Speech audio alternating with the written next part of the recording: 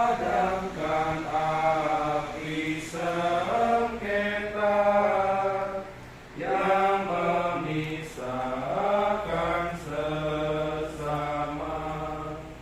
Teguhkan semangat berpadu yang menyatukan sekutu.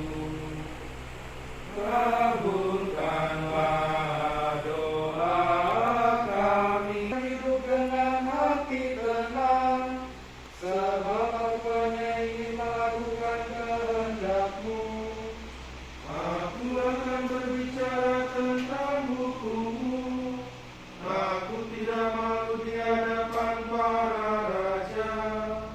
Segala aturan-Mu menjadi kesukaanku, yang sangat ku cintai. Kepada hukum-Mu ku tadahkan tanganku, ketetapan-Mu ku renungkan. Kemuliaan kepada Bapa dan Putera dan Roh Kudus, seperti pada permulaan, sekarang, selalu, dan sepanjang segala abad. Amin. Aku akan mengikat perjanjian abadi dengan umatku. Aku tidak akan berhenti berbuat baik terhadap mereka. Aku akan menanamkan perasaan takwa dalam hati mereka, sehingga mereka tidak lagi menjauhi aku. Tuhan sertamu Dan sertamu juga. Inilah Yesus Kristus menurut Sang Lukas. Dimuliakanlah Tuhan. Sekali peristiwa timbullah pertengkaran di antara para murid Yesus tentang siapa yang terbesar di antara mereka. Tetapi Yesus mengetahui pikiran mereka. Karena itu ia mengambil seorang anak kecil dan menempatkan di sampingnya, lalu ia berkata kepada mereka, barang siapa menerima anak ini demi namaku, ia menerima aku. Dan barang siapa menerima aku, menerima dia yang mengutus aku. Sebab yang terkecil di antara kalian, dialah yang terbesar. Pada kesempatan lain Yohanes berkata, Guru, kami melihat seorang mengusir setan demi namamu, dan kami telah mencegahnya, karena ia bukan pengikut kita. Tetapi Yesus menjawab, jangan kalian cegah, sebab barang siapa tidak melawan kalian, dia memihak kalian. Demikianlah sabda Tuhan. Semoga dengan Tuhan suci ini kita berdoa. Baik, saudara-saudara, hari ini kita kumpul di tempat ini tentu untuk merenungkan Injil ini. Bisa lihat di antara Anda bahwa siapa yang paling kecil itu yang paling besar, gitu ya. Gede semua, yang paling kecil kan sama ini. Regi, paling besar kan oskop berarti ya. Yang penting bukan masalah kecil besar, tetapi bagaimana orang berkenan di hadapan Allah dari apa yang boleh dikerjakan. Dan kami para Vincenzian juga tentu menghayati semangat para imam projo, karena Vincentius pertama-tama adalah juga imam projo yang bekerja di Pui waktu itu. Lalu dia ditangkap dalam tanda kutip oleh bajak laut, lalu mendirikan kongregasi misi pada umur 38 tahun di Sapilong ketika memulai karyanya. Jadi bukan tentang apa yang dikerjakan besar atau kecil, tetapi kecintaan yang penuh dalam diri Vincentius menjadikan dia menemukan kekuatan bersama orang-orang pada masa itu, bersama imam-imam projo pada masa itu, dengan pertemuan hari Selasa. Kali ini hari apa? Senin. Itu hari Senin itu ya. Hari Senin. Jadi pertemuan hari Selasa yang dibikin Vincentius. Kalau hari Senin ini yang punya ide yang mulia nanti. Sama saya, boleh kumpul di sini boleh. Kita pakai baju polan. Yaudah kamu beli aja baju polan di sana. Lalu semangat pergi ke opor segala macam. Tapi pamitnya ke opor, tapi mampir makan di mall katanya. Jadi karya itu bagian dari evaluasi diri untuk terus melakukan dan kreativitas muncul. Ini kan orang-orang yang punya kreativitas pergi ke opor, mampir ke mall. Gitu. Jadi itu juga bagian pewartaan untuk semakin membawa kabar sukacita sehingga setiap orang tentu mengalami yang disebut sebagai kebahagiaan. Dan Anda semua adalah pribadi yang juga dipanggil, yang diminta memiliki semangat Vincentius menjadi yang paling kecil. Maka ketika Vincentius tahun 1625 mendirikan kongregasinya, itu dicemooh banyak orang. Kenapa? Tahun 1500 ada kongregasi besar yang luar biasa, yaitu para serikat Yesus. Untuk apa kamu mendirikan serikat ini? Sedangkan ada serikat besar yang sangat luar biasa, orang-orang hebat itu. Vincentius mengatakan satu kalimat sederhana, kami ini hanya pembawa tas para Romo SC. Hanya membawa tasnya Romo SC, mengambil bagian terkecil. Tetapi sungguh Vincentius menjadi besar sekali ketika ia bahkan menjadi bapa bagi gereja, bagi karya kerasulan, bagi karya sosial, bagi karya amal kasih. Vincentius menjadi besar. Yang dipandang manusia, yang dalam tanda diremehkan manusia, yang seolah Vincentius sejak pertama tidak diberi nilai, ternyata ia mengembangkan luar biasa, bahkan menjadi Vincentian dan menjadikan orang-orang hebat yang dimulai dari imam-imam projo. Maka dalam keadaan itu nanti Nando ini ya projo yang Vincentian, karena dimulai Vincentian. Kalau Peter itu ya projo yang Vincentian tapi radati gitu ya, karena tidak menghayati Vincentius ya mungkin ya.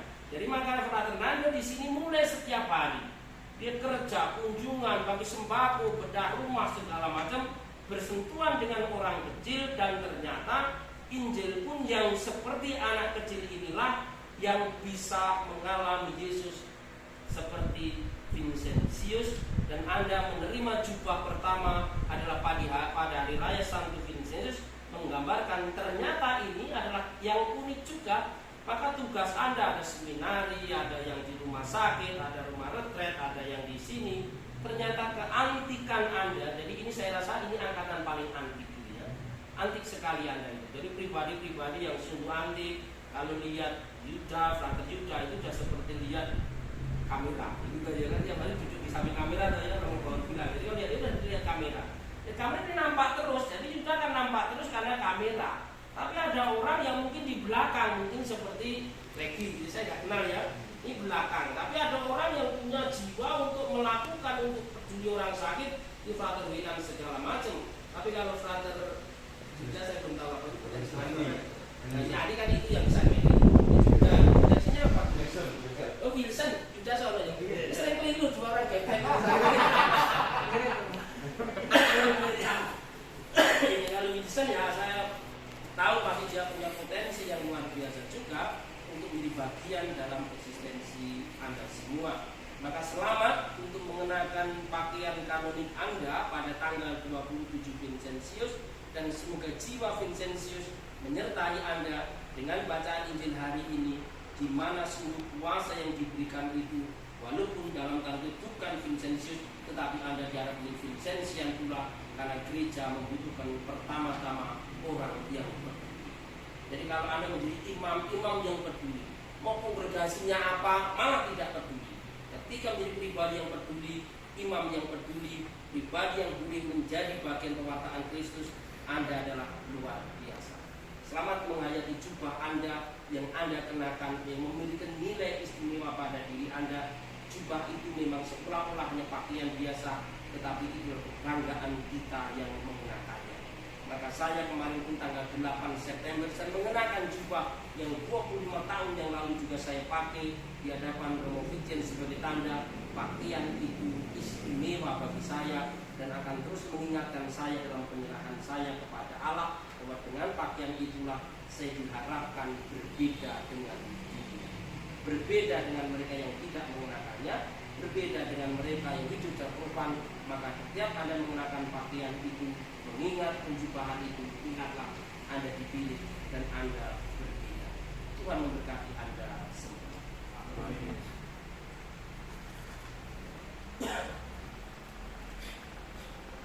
Semoga hatiku ya Tuhan tertuju kepadamu. Semoga hatiku ya Tuhan tertuju kepadamu, Seperti asap dupa membumbung kehadirat-Mu. tertuju